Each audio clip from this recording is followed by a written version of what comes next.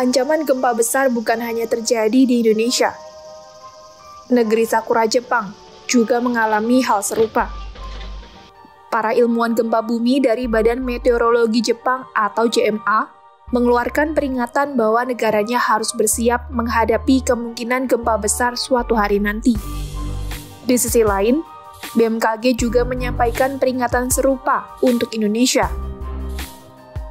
Lantas bagaimana peringatan gempa besar megatrust di Jepang dan Indonesia?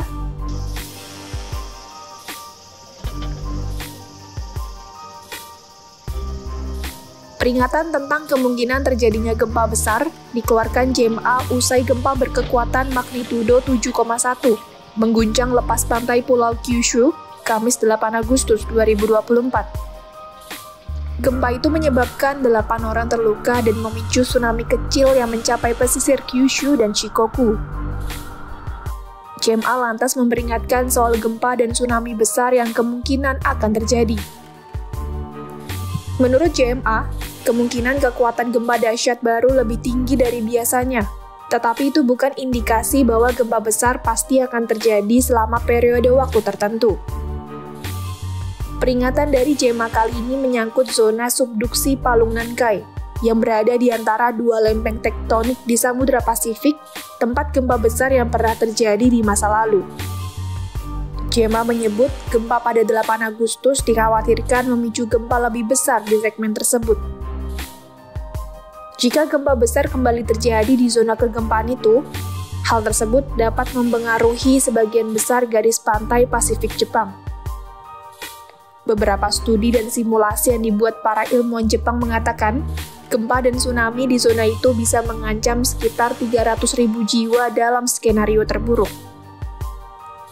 Jepang memang merupakan negara yang berada di atas 4 lempeng tektonik utama, sehingga mengalami sekitar 1.500 gempa setiap tahun, sebagian besar diantaranya adalah gempa kecil.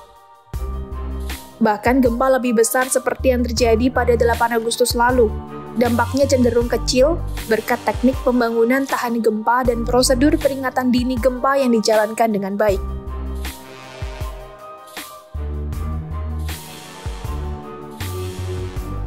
Berada di zona kegempaan seaktif Jepang, Indonesia juga berada dalam ancaman gempa besar.